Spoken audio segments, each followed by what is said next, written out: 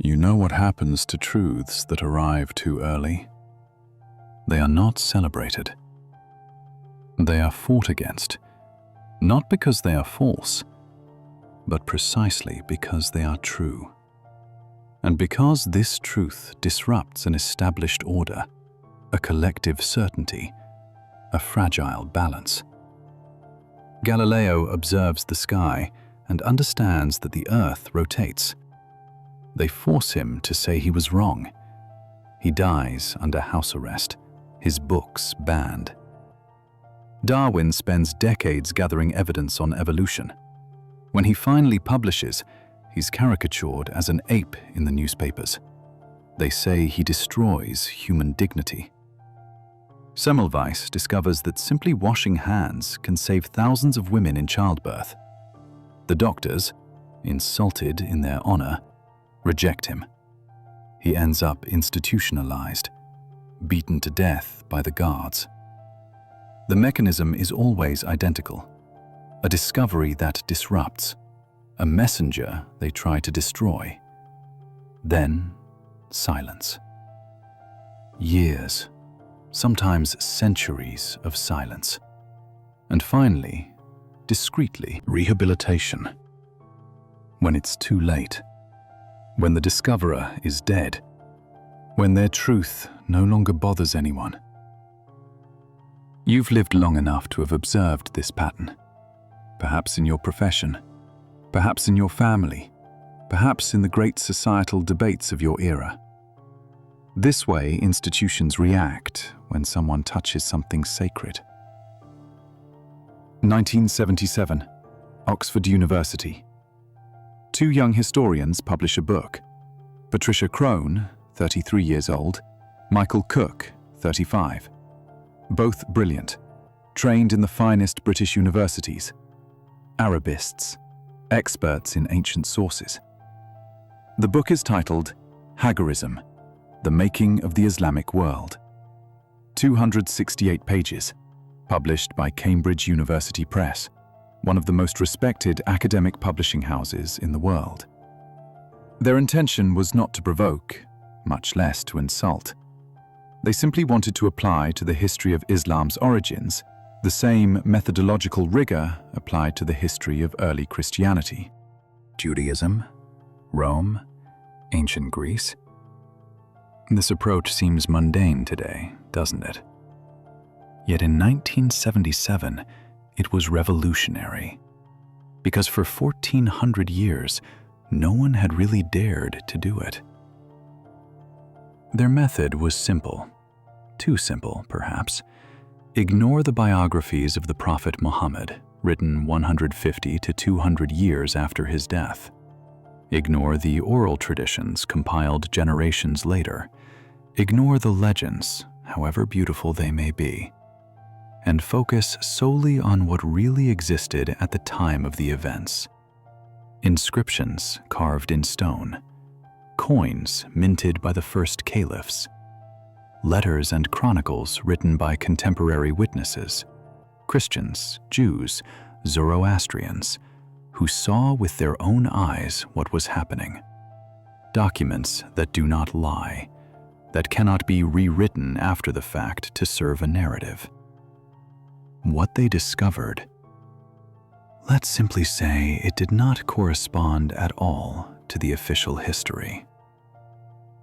What happened next was, in hindsight, sadly predictable.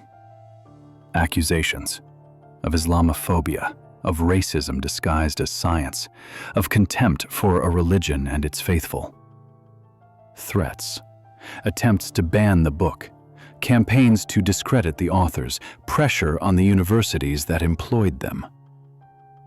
Michael Cook survived the storm. He still teaches today at Princeton, respected certainly, but silent about Hagarism. He hardly speaks of it anymore. Patricia Crone, however, continued. She refined her research for 40 years, published dozens of articles, several books, became one of the world's greatest specialists in early Islam. She died in 2015, at 70 years old. Cancer. in her office at Princeton, surrounded by her books and manuscripts. And after her death, something strange happened. The attacks intensified. False quotes were invented to discredit her. Attempts were made to erase her intellectual legacy. But here's the thing. During those 40 years, archaeology did not stand still. Excavations, carbon-14 analyses, new technologies to examine ancient manuscripts, inscriptions discovered in the desert, coins unearthed, and stone after stone, document after document, everything began to confirm what Crone and Cook had said in 1977. Discreetly, in academic journals that no one reads, in specialized conferences, far from the general public, because saying out loud what archaeology reveals is still dangerous today. What I'm about to tell you is not a conspiracy theory invented on some obscure forum. These are discoveries published by academics in peer-reviewed journals, verifiable facts, consultable documents. But no one dares speak of it openly, because touching the origins of a religion means touching the identity of millions of people. It's opening wounds. It's taking risks. I am going to take that risk today, not out of provocation, but because you deserve to know. Because historical truth should never be held hostage by fear. And because Patricia Crone, somewhere, deserves to have her work finally heard. Before going further, allow me to speak to you frankly. What I'm about to share with you will require time, attention, the ability to temporarily suspend your certainties to examine facts that might shake them. I know it's not easy. Believe me, I know. We all grew up with founding narratives, stories that give meaning, that create belonging, that structure our worldview. And when someone comes to examine these stories with the cold tools of history, archaeology, philology, it can seem disrespectful, even violent.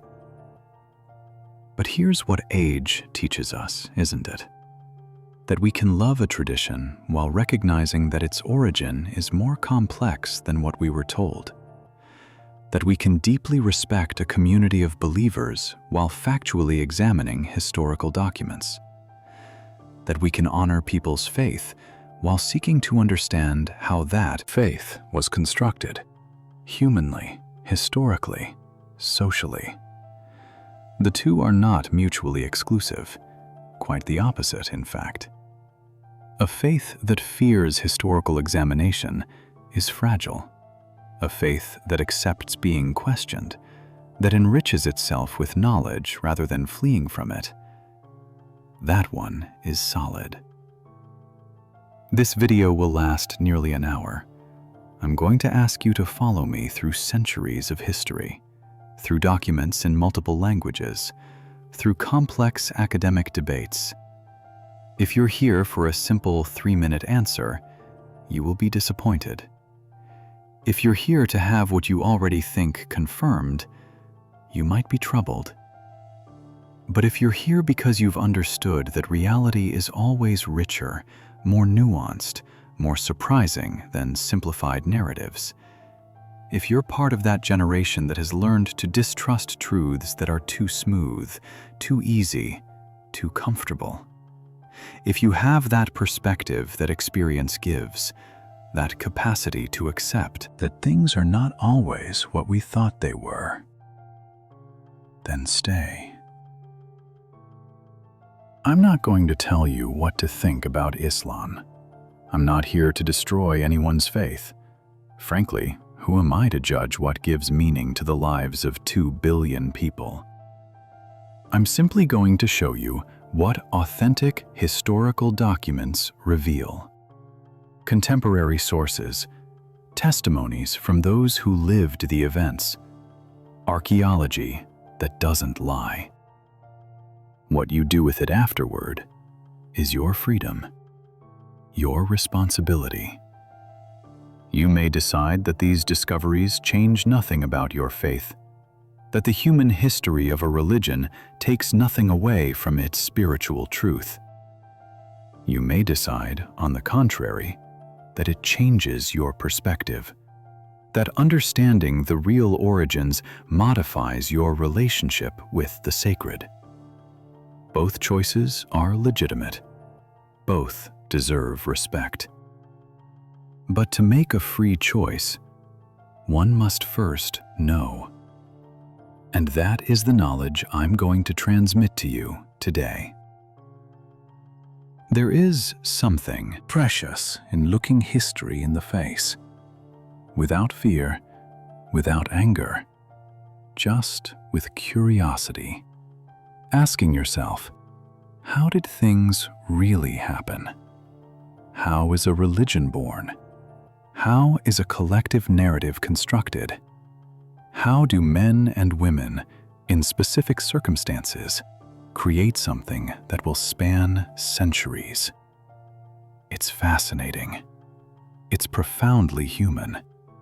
And it's the story that Patricia Crone and Michael Cook tried to tell in 1977.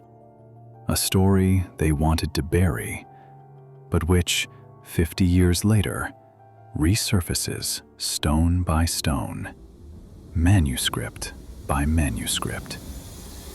Are you ready to hear it?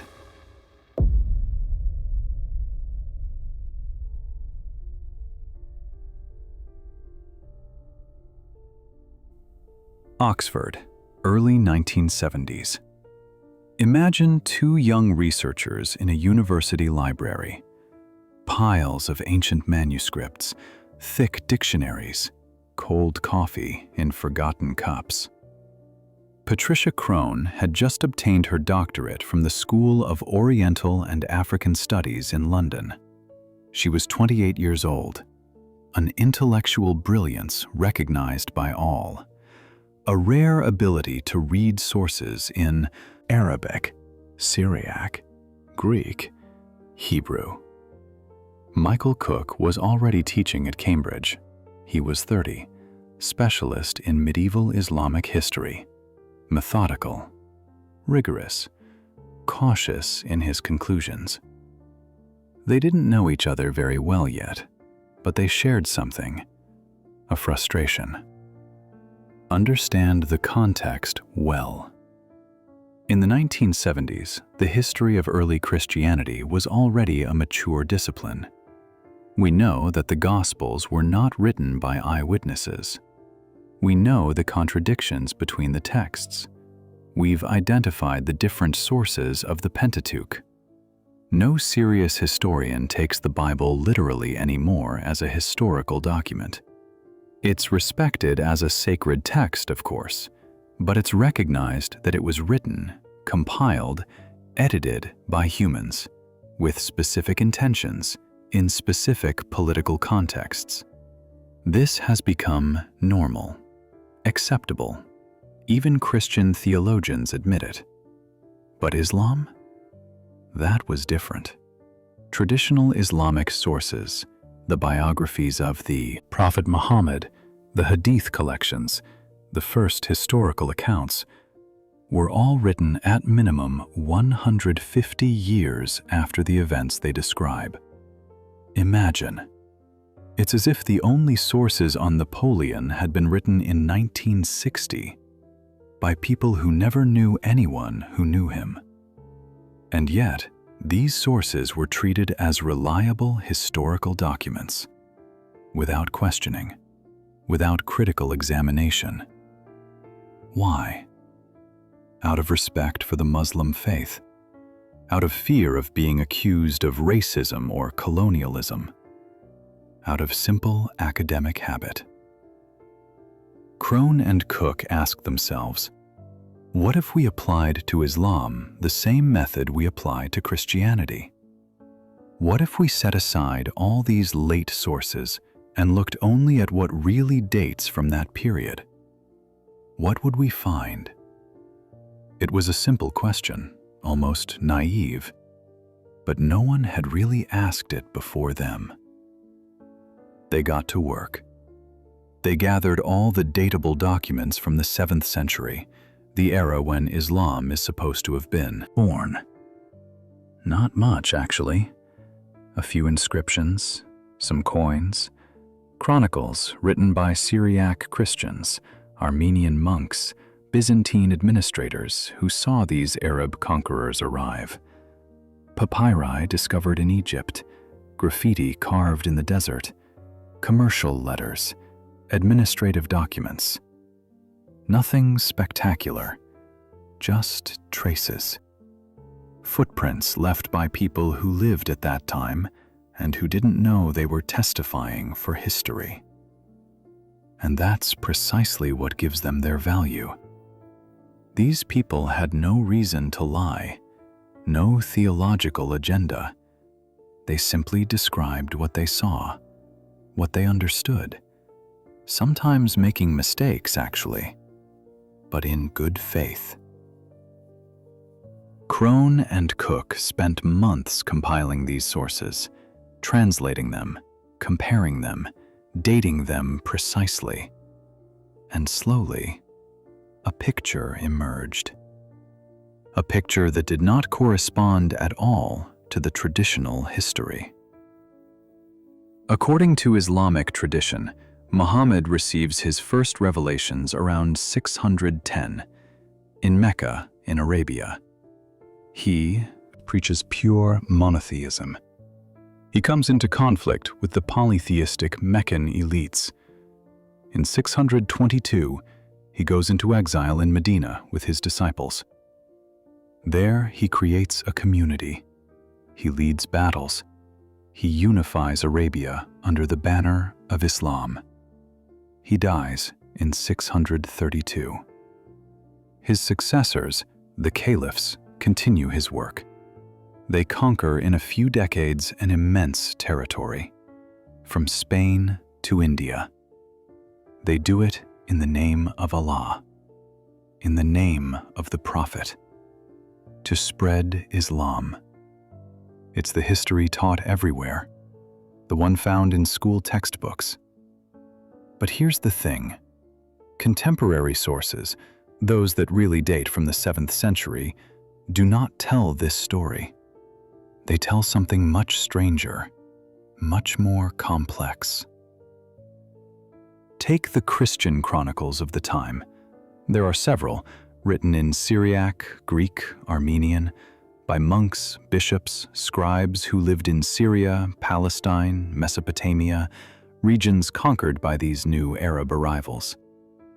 These chroniclers do describe an Arab invasion.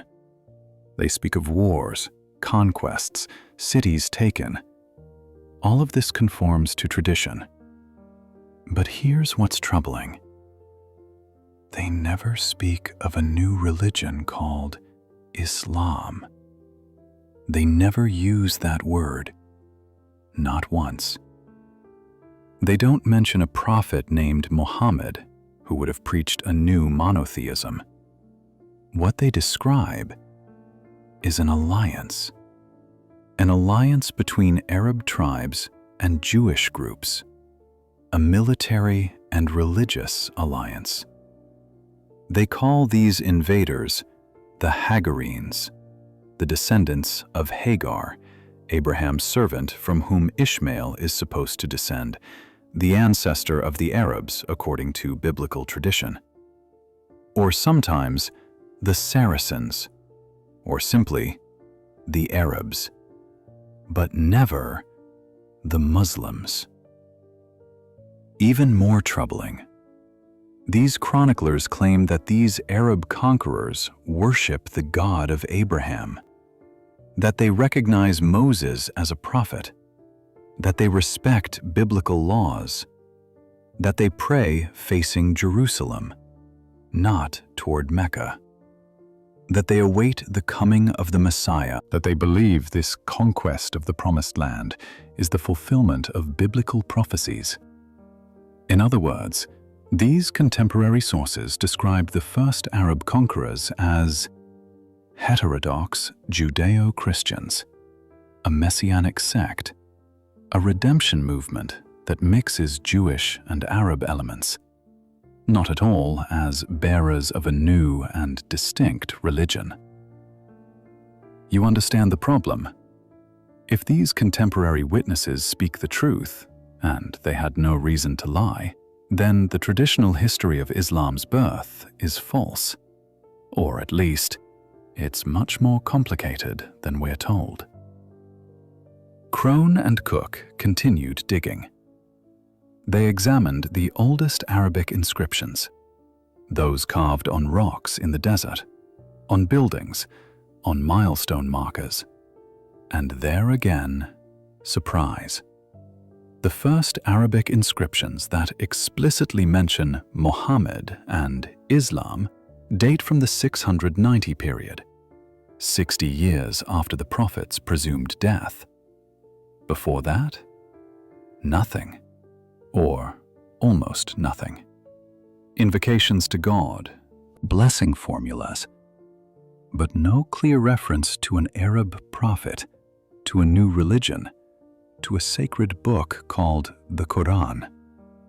It's as if, during the first 60 years after Muhammad's death, no one had yet really understood what Islam was. Or rather, as if Islam as we know it did not yet exist. The coins also tell a strange story. The first caliphs, those who are supposed to have directly succeeded the Prophet, minted coins with Christian symbols, crosses, images of Byzantine rulers. Then, gradually, these symbols disappear, replaced by Arabic inscriptions, by religious formulas. But this change doesn't happen all at once. It happens slowly, over several decades, as if the religious identity of these conquerors was being defined, being constructed in real time.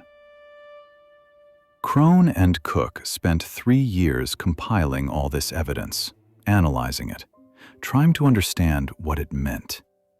And in 1977, they published their conclusions in a book that would change their lives. And that would become one of the most controversial works in the history of Islamic studies.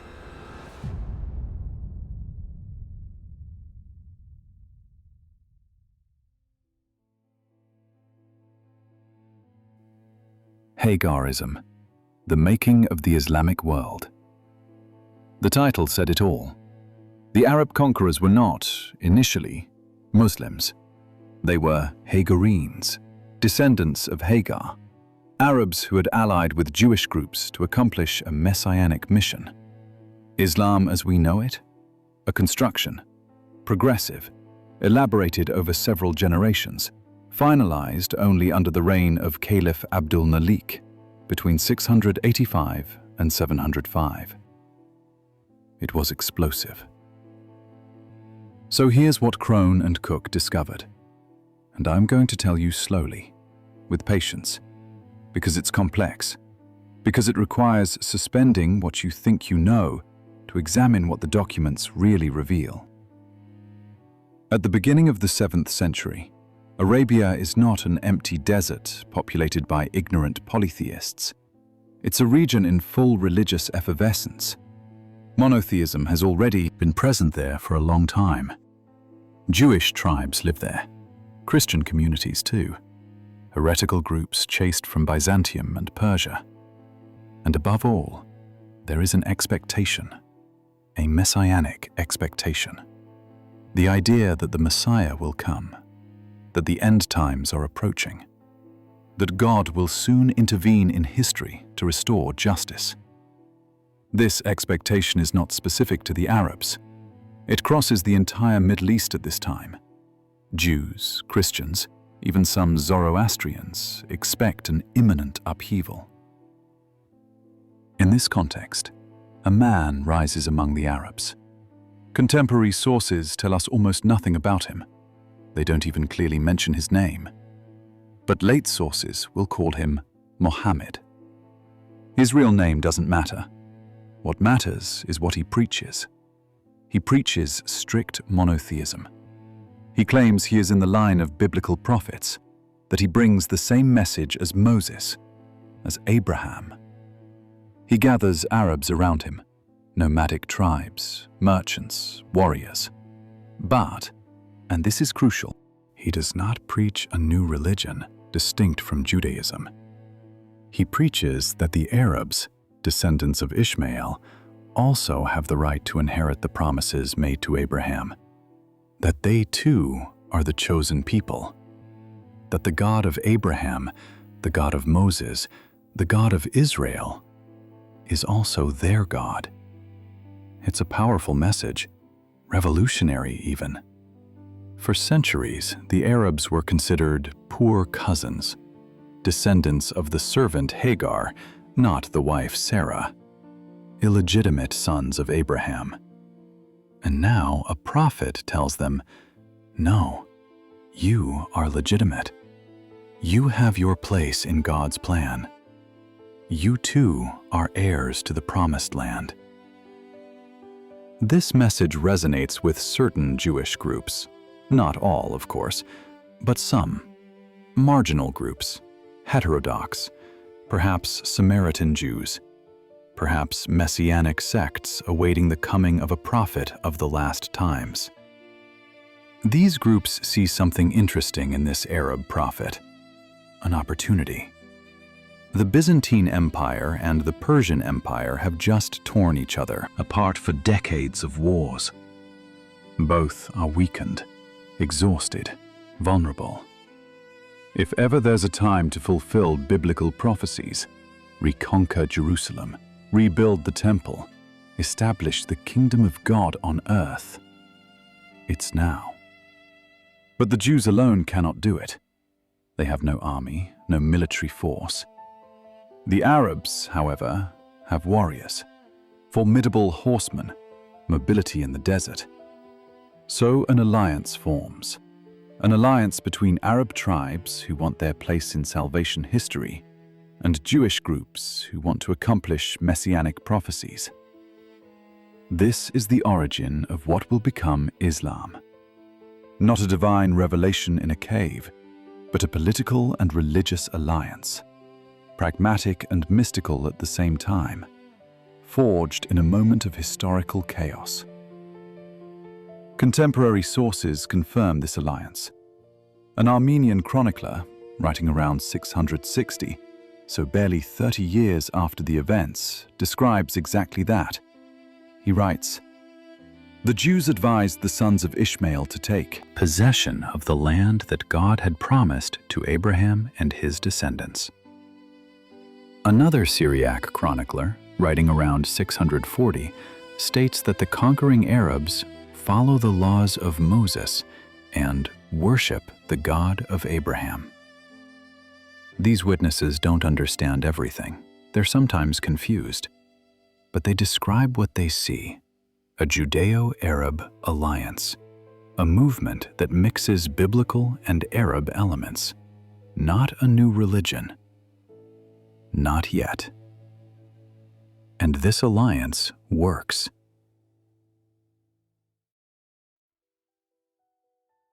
In a few years, the Arab armies sweep through.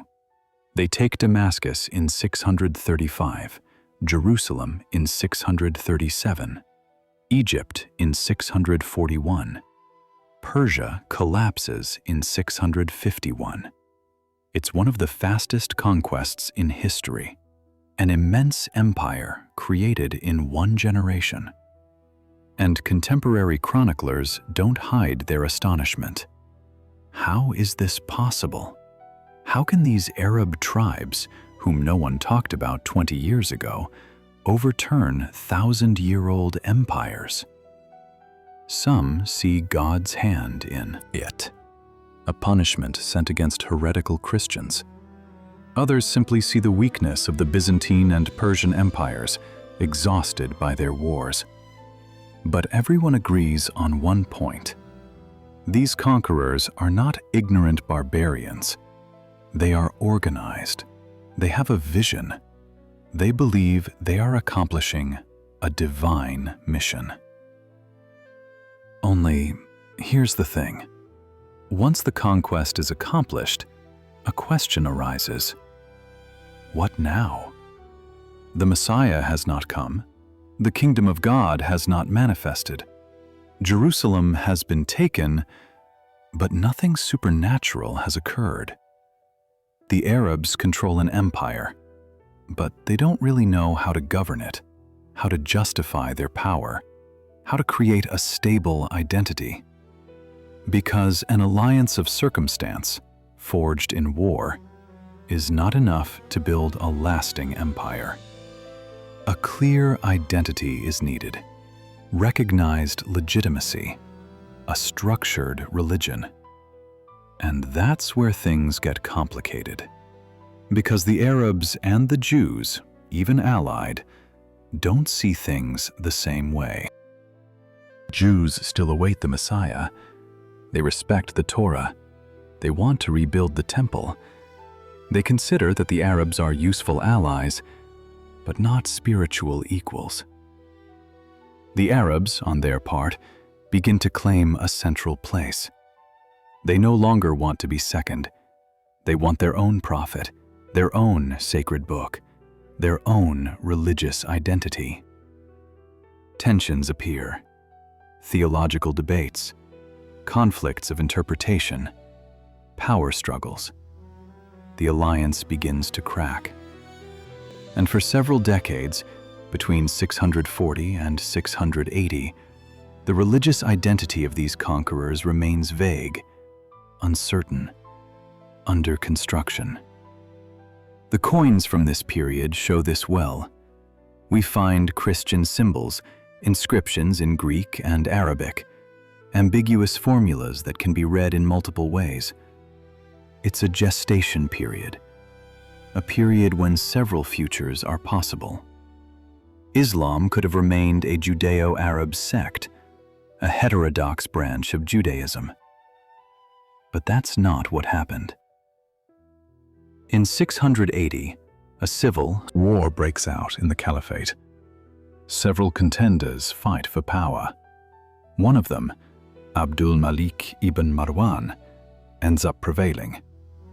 He becomes caliph in 685, and it is he, Abdul-Malik, who will definitively transform this confused alliance into a distinct and coherent religion. It is he who will create Islam as we know it. Not Muhammad, not the first caliphs, Abdul-Malik.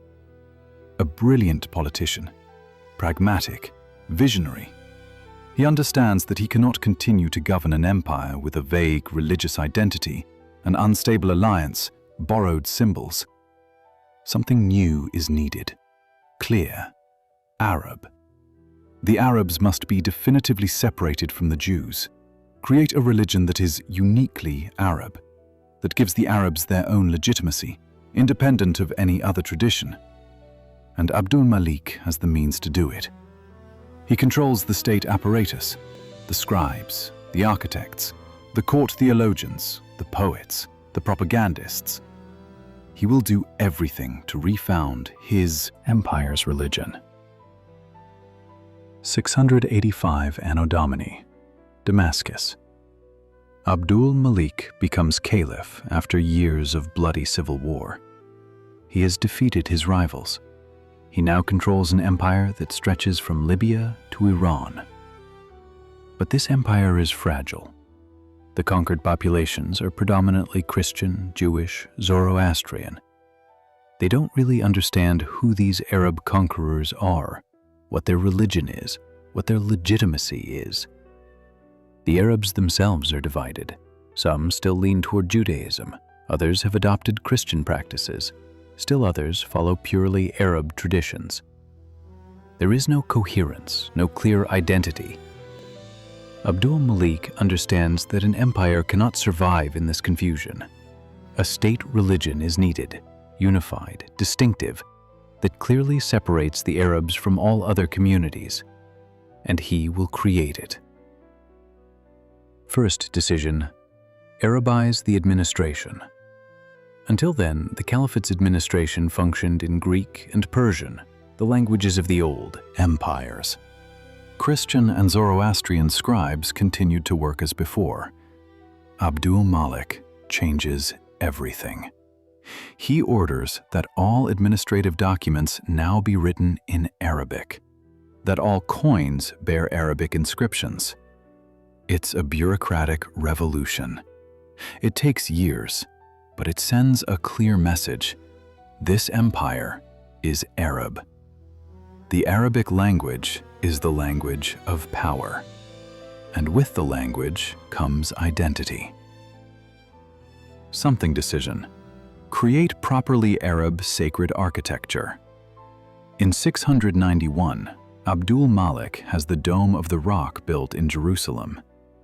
It's an extraordinary building, magnificent, imposing, visible from afar.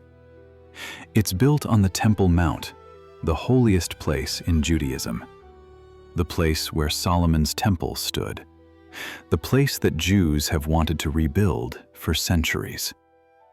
Abdul-Malik builds there, deliberately. And what he builds is not a Jewish temple. It's not a Christian church either.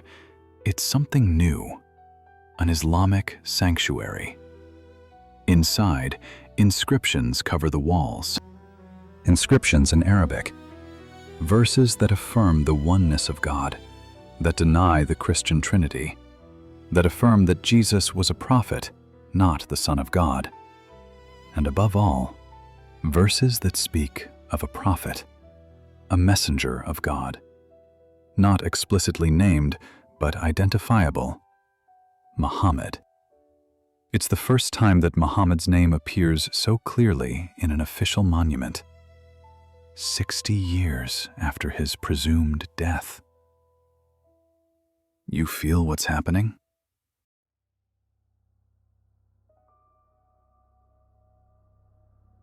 Abdul-Malik is constructing a new history, a new theology, a new religion. He takes elements from the early Judeo-Arab tradition. He adds Christian elements to it, Arab elements. He mixes, he selects, he rewrites, and he inscribes all this in stone, in architecture, in coins, in official documents.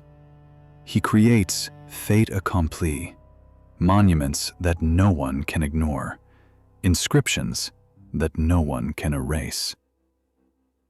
Third decision: redefine the direction of prayer. Contemporary sources tell us that the first Arab conquerors prayed facing Jerusalem, like the Jews, like Eastern Christians. It made sense. Jerusalem was the holy city, the place of revelation, the center of the world in sacred geography. But under Abdul-Malik, something changes. The direction of prayer shifts, gradually, from Jerusalem to another place, a place in Arabia, a place called Mecca. Wait, Mecca? Yes, but here's the problem. No contemporary source mentions Mecca before the 690 period. No inscription, no coin, no chronicle.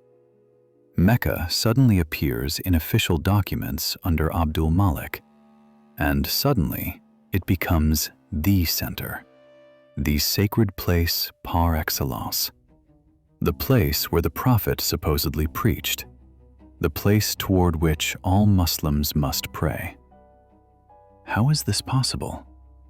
How can a place become central 60 years after the facts, without any contemporary source having mentioned it before? Crone and Cook propose an explanation.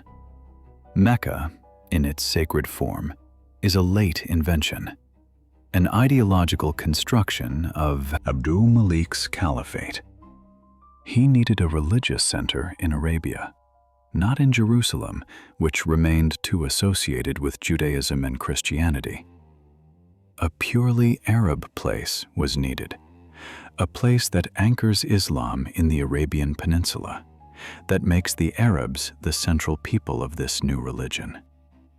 So, a place was chosen. Perhaps a sanctuary already existed there, perhaps a pre-Islamic Kaaba, hard to say. But what is certain is that this place was sacralized, theologically and historically, under Abdul-Malik.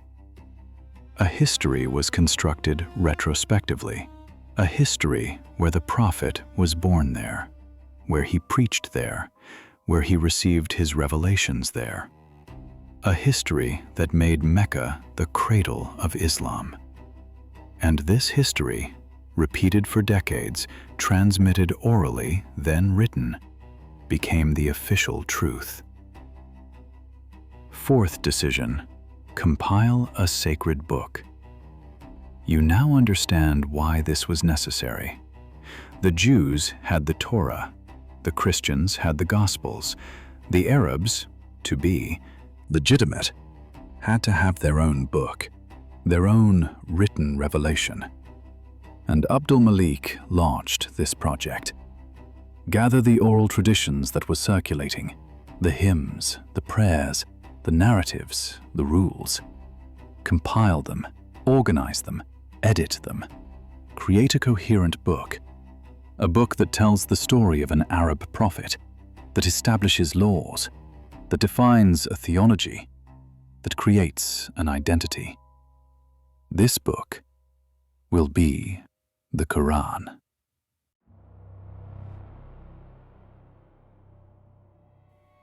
Now, careful. I'm not saying that the Quran was invented from scratch by Abdul-Malik. There were probably older oral traditions, words attributed to the prophet, liturgical hymns, text fragments. But the compilation, organization, canonization of these texts into a single and definitive book, that was done under Abdul-Malik, between 690 and 710. The oldest Quranic manuscripts we possess date from this period, not before. Before, nothing, or almost nothing. Scattered fragments, reused palimpsests, nothing resembling a complete and structured book. And there you have it. In one generation, Abdul-Malik transformed a confused alliance between Arabs and Jews into a distinct, coherent, powerful religion. He Arabized the administration, built sacred monuments, redefined religious geography, compiled a sacred book. He created Islam. Not Muhammad, not the first caliphs who, according to contemporary sources, didn't really know themselves what they were founding. Abdul-Malik, a brilliant politician who understood that to govern an empire, a religion was needed, and who had the means and will to create it. But there's one more fascinating detail that Crone discovered, a detail that explains a lot. The Jewish groups that allied with the Arabs at the beginning of the 7th century were probably not ordinary rabbinic Jews. They were very probably Samaritans. You know the Samaritans? Today, only a handful remain, a few hundred people living in Israel and the West Bank. A tiny community, almost extinct. But in the 7th century, it was different. The Samaritans were still numerous, especially in Palestine, especially around Nablus, their holy city. The Samaritans are an ancient branch of Judaism. They worship the same God. They respect the Torah. But they don't recognize Jerusalem as the only sacred center. For them, it's Mount Gerizim, near Nablus, that is the holy place. And above all, they have always been in conflict with rabbinic Jews. Centuries of tensions, theological quarrels, sometimes violence. Now, at the beginning of the 7th century, the Samaritans had good reasons to hate the Byzantine Empire. The Byzantines were Christians, and the Christians considered the Samaritans as heretics. They persecuted them, destroyed their synagogues, drove them from their lands. In 529, there had been a great Samaritan revolt, crushed in blood by the Byzantines, tens of thousands dead. The surviving Samaritans hated Byzantium. So when the Arabs arrived, bearing a biblical message promising to overthrow Byzantium and liberate the Promised Land, the Samaritans saw an opportunity. An alliance with these Arabs could allow them to take revenge, to regain control of their lands, to rebuild their sanctuaries. And this alliance explains many strange things in early Islamic traditions. For example, the Quran contains many biblical narratives, but these narratives are often different from the rabbinic Jewish version. They are closer to the Samaritan version. Mount Sinai, for example. In rabbinic Judaism, it's the place where Moses received the Torah. But the Samaritans have another tradition, and the Quran follows the Samaritan tradition. Or again, the story of Joseph. The Quran tells Joseph's story in great detail, but with differences from Genesis. And these differences correspond to Samaritan traditions.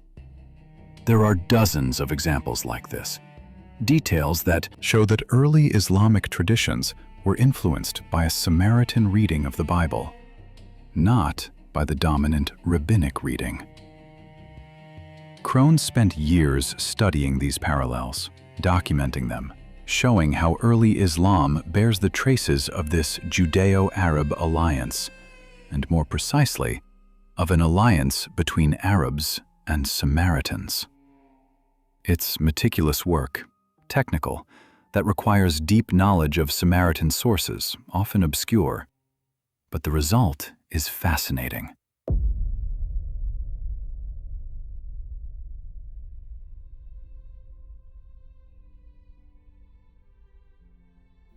Islam was not born in a vacuum. It was born from an encounter, a mixture, a collaboration between peoples who shared a messianic vision, an expectation of the end times, a desire to overthrow oppressive empires. And then, gradually, this alliance fell apart. The Arabs distanced themselves from the Samaritans, from Jews in general. Under Abdul-Malik, the separation became official, definitive. Islam became a distinct religion, with its own prophet, its own book, its own laws. But the traces of the original alliance remain, inscribed in the Quran, in the traditions, in the architecture, for those who know how to look. You may be wondering, why has all this been hidden for so long?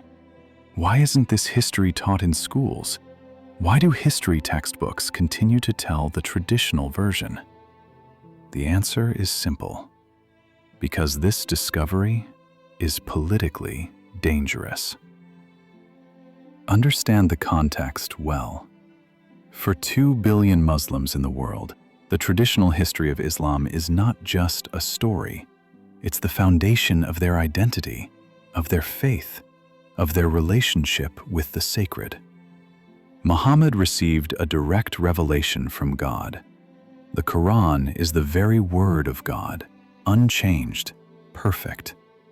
Islam was born from divine intervention, not from human construction.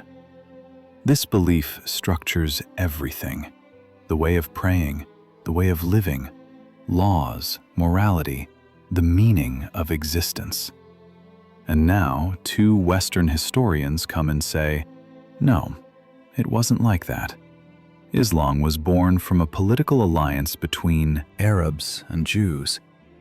It was progressively constructed by men for strategic reasons. You imagine the violence of this revelation? It's like telling a Christian Jesus never existed. The Gospels were written 3 centuries later by Byzantine scribes to serve Emperor Constantine. Even if it were true, even if you had all the proof in the world, the shock would be enormous. Identity collapses, meaning wavers. Everything one thought one knew turns out to be a construction. So yes, Crone and Cook were attacked, violently. They were not attacked on their evidence, because their evidence was solid, verifiable, published in a respected academic publishing house. They were attacked on their intentions. They are Islamophobic. They serve Western imperialism. They seek to humiliate Muslims. They want to destroy Islam. None of these accusations were true. Crone and Cook were not Islamophobic. They didn't hate Muslims. They had no political agenda. They were historians. They were doing their job, examining sources, reconstructing the past, saying what the documents reveal.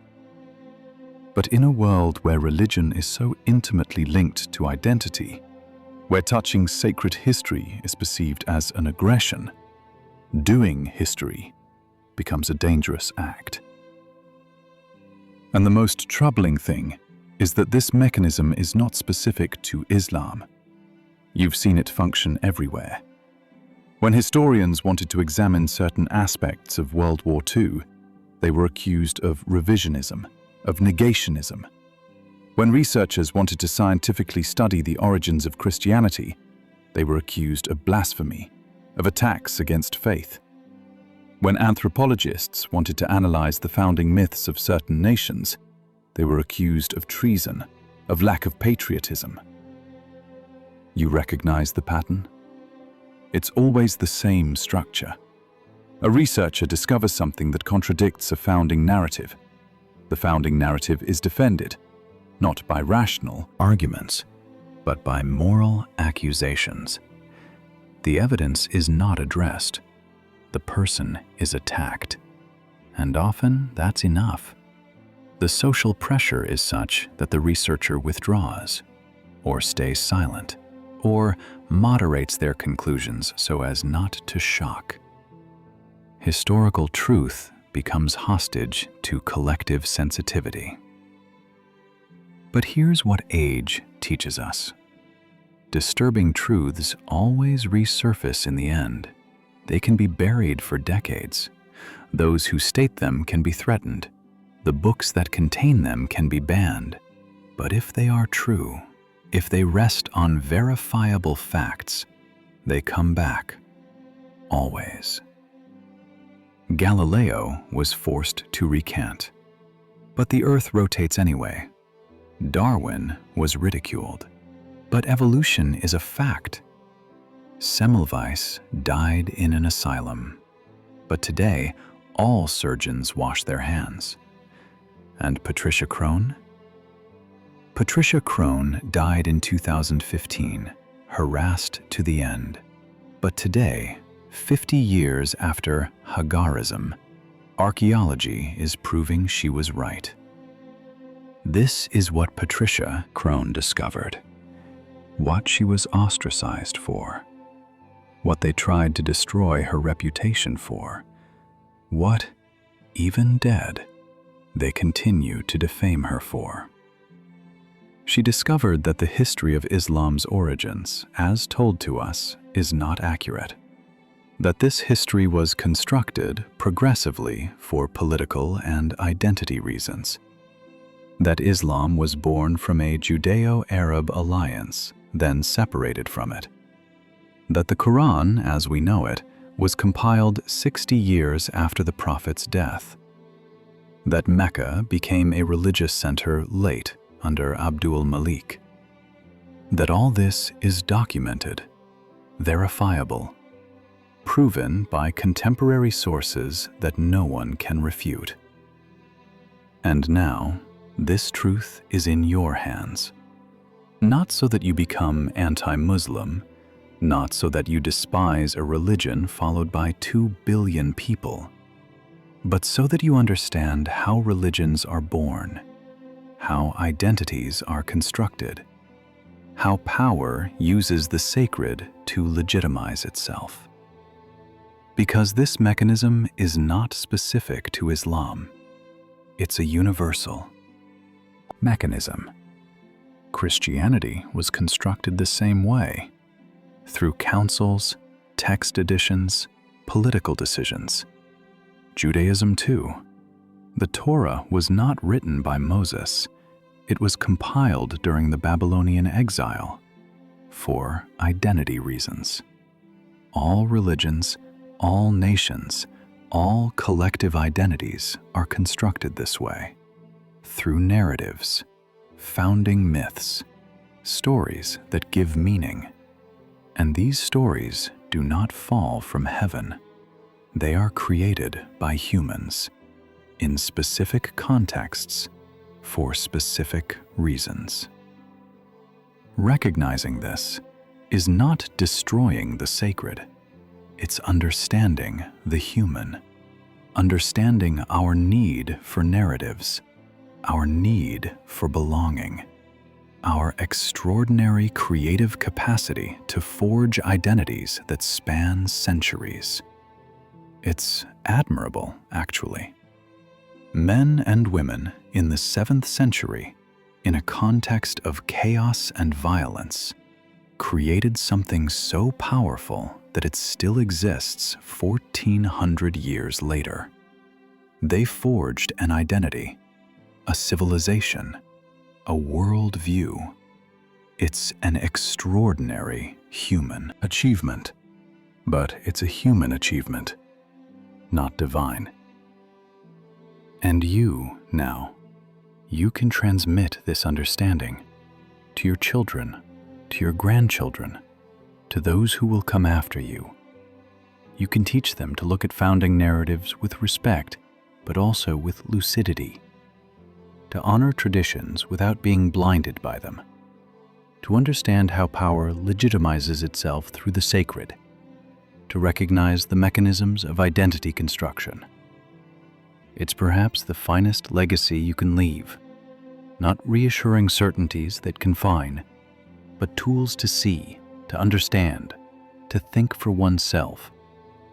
The capacity to say, "This story is beautiful. It nourished millions of lives. It created art, poetry, compassion." And at the same time, this story was constructed by humans, for human reasons, in specific historical circumstances. The two are not mutually exclusive. This is intellectual maturity.